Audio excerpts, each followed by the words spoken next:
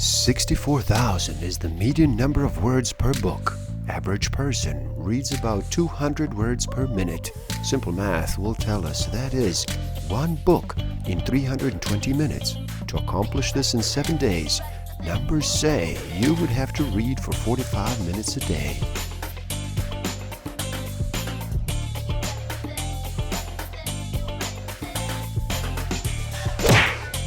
Don't forget to subscribe.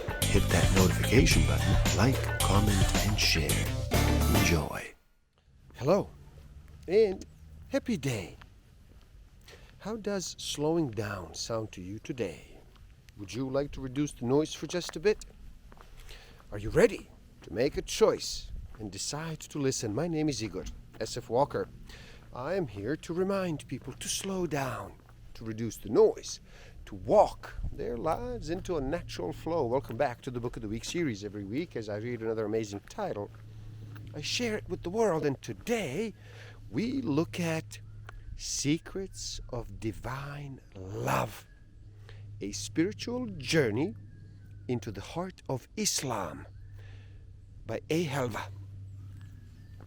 In this video, we are reminded that the whole purpose of faith is not to be good enough before we begin on the path to God, but to come with all our deficiencies to God, knowing that only He can fill in our gaps through His mercy. We realize that what God calls us to do in His name is not based on our current ability, but on what is possible through our greatest God-given potential. Stick around till the end. I will share with you some tools I haven't used that will help you tremendously in this game of life. Discover a way to find out what actually motivates you, what innate human need is driving all of your decisions and your behavior. I will share some tools to improve your self-awareness, social awareness, self-management, and relationship management. Allow yourself to be drawn to whichever practices awaken and inspire your heart. There are, generally speaking, two major schools of thought within Islam. Sunni Muslims, who make up about 80 to 85% of the Muslims, and Shia Muslims, who are about 10 to 13% of the Muslim population worldwide, and a handful of other spiritual perspectives within Islam, many of which identify with Sufism. Although Sufi Muslims generally consider themselves either Sunni or Shia, they tend to focus on the inner dimensions of Islam. Nevertheless, the differences between Sunni and Shia are predominantly historical disagreements that trickled down over time into theological differences. There are countless veils between us and God, but there are no veils between Him and us. The veils we experience between us and God are often created from misperceptions formed during our childhood that resulted in a distorted vision of reality. When something happens to us, good or bad, as human beings, we are inclined to frame that experience with an interpretation. How we interpret events in our life will reflect how we see our reality. Since our interpretations do come from us and are totally subjective, if they were changed, it would change how we saw the world and God. Our experience of the world has little to do with what happens to us, and everything to do with how we subconsciously or consciously choose to interpret our experience. Abu Bakr said, our inability to understand God is our understanding of God. Our inability to comprehend God's infinite nature does not mean we cannot have a relationship with God. Rather, it means our experience of God begins through our admitting our ignorance before His all-encompassing knowledge. It is only from a place of humility that we can begin to experience a connection with God. Like the famous novelist Leo Tolstoy said, in War and Peace, all we can know is that we know nothing. And that is the height of human wisdom. It is only when we put our ego aside and see the limited nature of our intellect that we can begin to walk on the path of faith. Some linguists say that the word Allah is based on the word waila, which translates to love that is so passionate and ecstatic that it completely transcends the senses. This implies that to know God, we have to surrender our minds, everything we are, and everything we know, in exchange for love. Because self-surrender to divine love is the only path to God. Unlike the angels, we have been given the gift of not only knowing of love, but becoming it. Since Allah is origin of all love, to know Him, you must drown in the essence of love. As brilliant and as awe-inspiring as the discoveries of the science can be, they can only ever speak to how things work in our universe, while God addresses why things exist. Nonetheless, science can be seen as a great ally of faith, because the scientific method, which was pioneered by Muslim physicist Ibn al-Haytham, helps to unveil the power and wisdom of God that is hidden within the created world through the God-given intellect of man. However, the intellect of man can only go so far in the explaining the world we live in. The following quote beautifully articulates this notion. The first gulp from the glass of natural sciences will turn you into an atheist.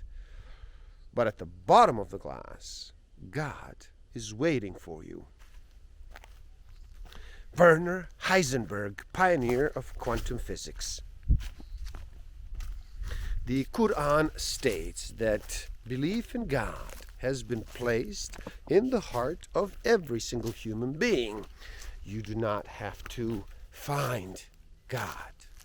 You just have to be receptive to His truth, with an open mind and a humble heart.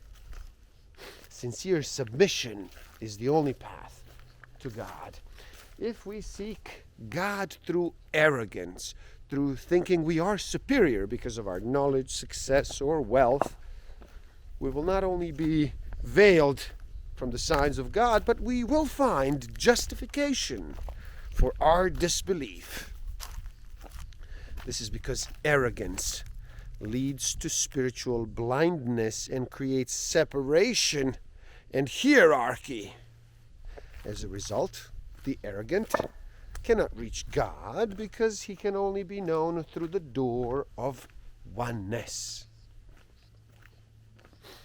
It is not information in the form of words that results in belief, but rather the truth of faith is unveiled when we open the eyes of our heart through humility to the light of God. Just as love cannot be seen or truly known, but it is undeniably felt, we can experience our Lord in places our mind could never travel or even comprehend.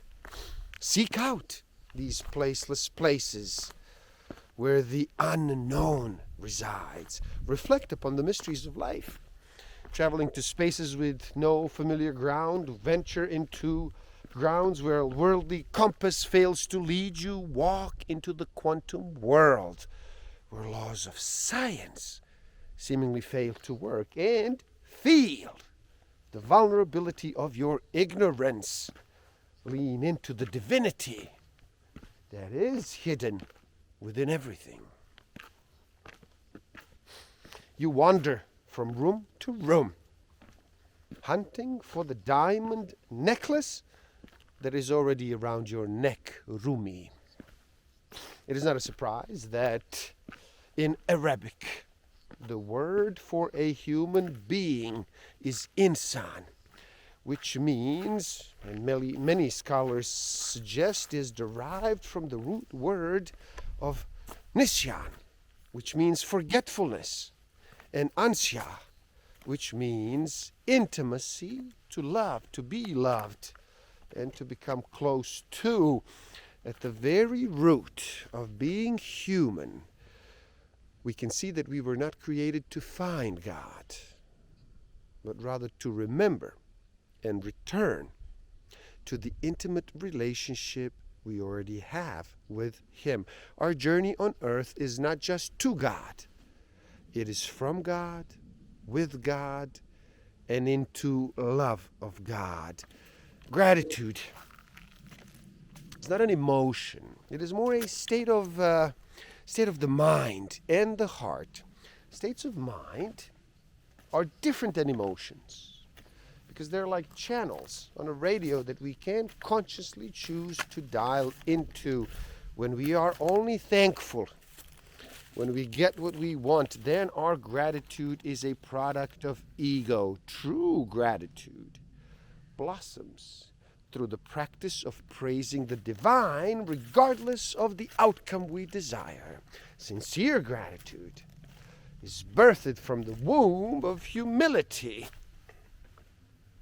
because it is only when we truly believe that God is the best of planners that our gratefulness is no longer dependent on our outer circumstances, which constantly change. On a God who is unchanging and eternal. Even the existence of human being is like a coin that comes fashioned with two sides. On the one hand, the Qur'an says that you are made in the best of molds, fashioned with the breath of God's Spirit and chosen to be His representatives of mercy upon the earth. On the other hand, the Quran describes humankind as fragile creatures made of dust from the same earth they walk upon, anxious, forgetful, ungrateful, vulnerable to the bite of a fly, a nothingness in the face of God's eternal reality, a mortal that is passing away a breath at a time, inching toward a death that will arrive without warning. It is important that we strive for peace, not from a place of hatred, but from a place of love. We must first polish the mirror of our own heart before we can ever reflect the light of God's justice, mercy, and unity upon the rest of creation. Similar to a mirror that rusts when it is not polished, the heart can become rusty when we are consumed and concerned with thoughts of self-management, fail to polish it with the remembrance of God. However, dropping our attention from our mind into our heart and surrendering to God is not easy. In fact, it has been said that the distance between our head and our heart is approximately 18 inches, but is arguably the longest journey we will spiritually ever take. The spiritual path does not deny the importance of the mind. But if the mind alone reigns over the body, the heart and the soul will become enslaved to the ego and its desires. However, when the divinely aligned heart is the king of the body, and the mind is its servant. We live in peace and harmony. If saying God gave liberation, saying candy made your mouth sweet, saying fire burnt your feet, saying water quenched your thirst, saying food banished hunger, the whole world would be free. Remembering God is more than just words on a tongue. It is about actively tuning our consciousness towards the divine with intentional words that are followed by actions that actualize our intention. When we fully face God, we become like a holy mirror that contains the entire world within our love. After all, our journey here is not to just connect with the divine and worship, but once we do this, to return to the creation as a conduit and a reflection of God's unending love on earth. You are not just pottery fashioned from dust and water. You were sent to be God's eyes on earth. You were sent as a reflection of love and compassion for all those with hurting hearts. You were sent to reflect God's mercy upon the entire universe. Do not live your life in reaction to what people have done to you, but live your life in gratitude for all that God has done for you. A traveler was wandering through a town searching for hope when he came across a crippled beggar, then an old woman getting beaten, and then a funeral of a baby. He fell into a spell of pain, distraught from the despair, famine, and destruction he witnessed. He ran out of town and into the vast silence of the desert, and at night, and then screamed to God, "Oh, why, God, why is there so much pain?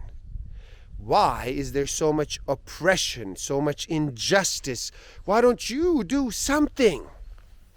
The man was crying, and he was punching the desert floor with his fists, crying over and over again, "Why? Why don't you do something, Lord? Why is there so much war and cancer and hatred? Why must so many people starve themselves to sleep? Why must children be homeless? Oh God, why don't you do something? Why don't you quench the flames of our sadness? Why don't you bring the joy where hope is lost? Why don't you do something? Why don't you do something?"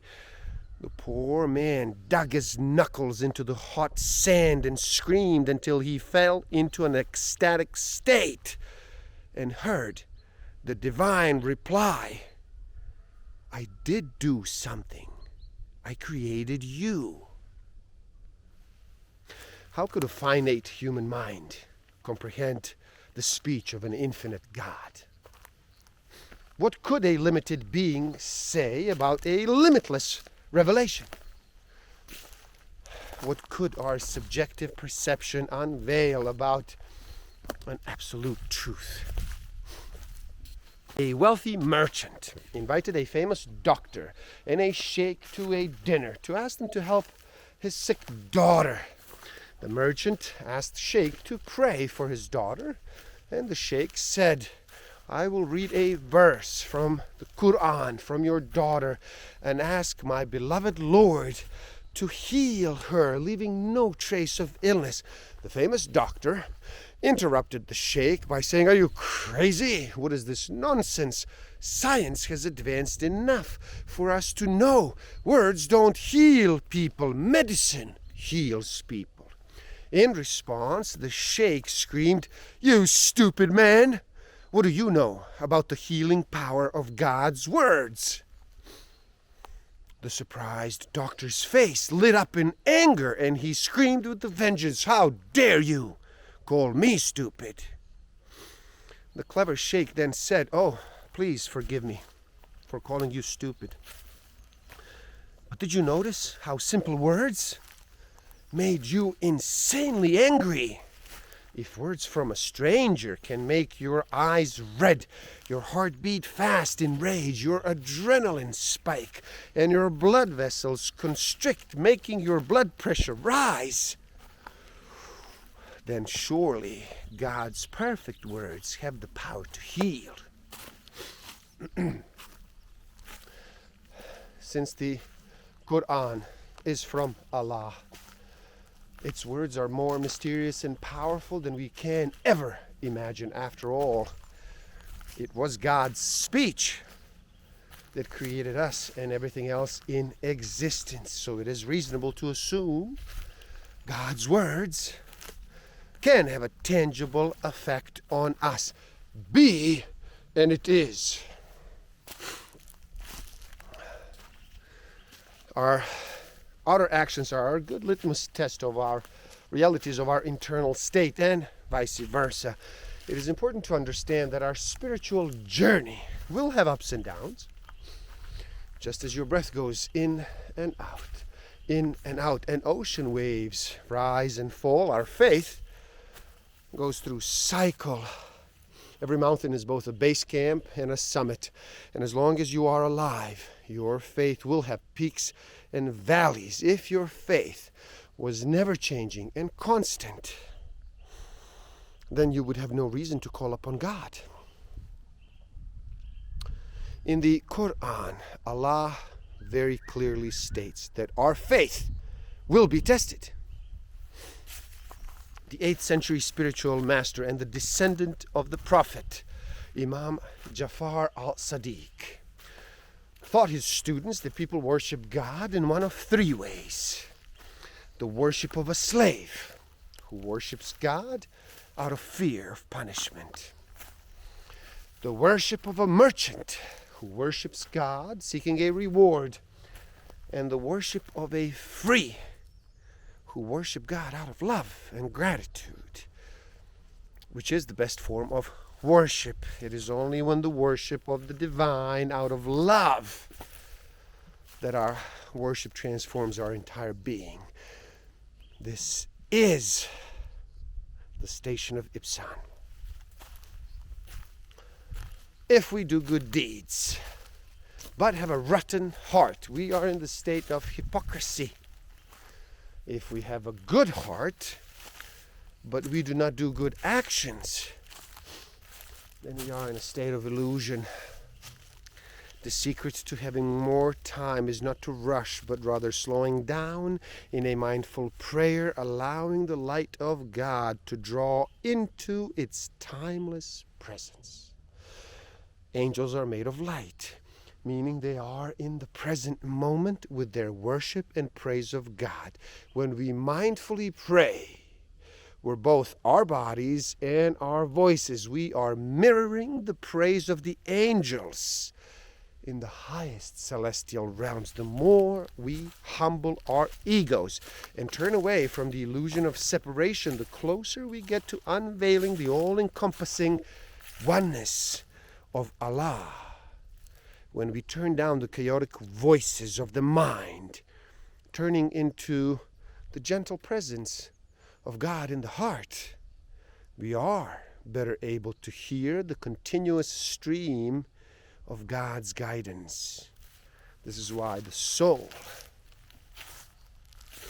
of the prayer is said to be in the position of prostration, because it is the only position in which the heart is elevated above the mind, reigning as the conscious king of the body.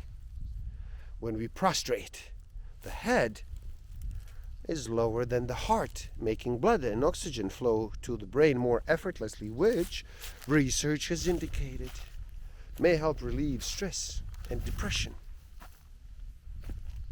When we pray in direct contact with the earth, as the prophets used to pray, we are spiritually, emotionally, and physically being healed. Dozens of scientific studies have proven the benefits of grounding or having physical connection with the earth. 2 frogs were hopping through the forest when they fell through the hole in the ground. The hole was so deep that when a group of other frogs found them trying to jump out, they started screaming, "You guys, it's too deep. It's too deep. There's no way you can get out. Just give up trying so you can at least die in peace." Hearing this, one of the frogs sat down and died from hopelessness. However, the other frog just kept jumping and pushing himself to get up. The other frogs started yelling even louder, "Give up! My friend, give up! There's no use!" But the frog pushed even harder until suddenly a huge surge of energy pushed through him and he jumped out of the hole. All the frogs of the forest were amazed. They hopped up to the frog who escaped and asked him, "What had motivated you to get out even when we were yelling at you to give up?" The frog said, "Oh, I am deaf, and at that distance I couldn't read your lips, so I thought you were encouraging me to get out." Words have power, which is why Imam Ali says, "Speak only when your words are more beautiful than your silence." Sometimes the wildfires of pain do not just destroy what we love. They also unveil hidden seeds of beauty and strength within us that we never knew existed and were unable to manifest in conditions of ease. God sometimes tests us in order to break the shell of our hearts, creating the opportunity for us to manifest into a garden of faith.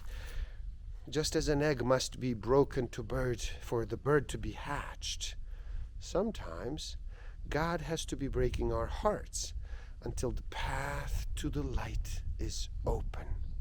The more we are reminded that our loved ones are gifts given to us by God, the less we will blame God when He does take them back.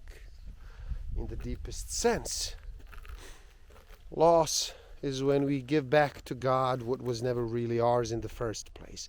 Having faith does not mean we do not mourn this loss. It means that despite our sadness, we place our hope in God's promise that death is not an end, and that there will come a day when we will be reunited. The following practice helps remind us of what we truly value in life and calls us to live consciously. Lay down on the ground with your hands overlapping on your stomach. Close your eyes and imagine that you are taking your final breath on earth of earthly life. Notice what comes up for you. Do you have any regrets in this moment? How do you wish you would have spent your time and your resources?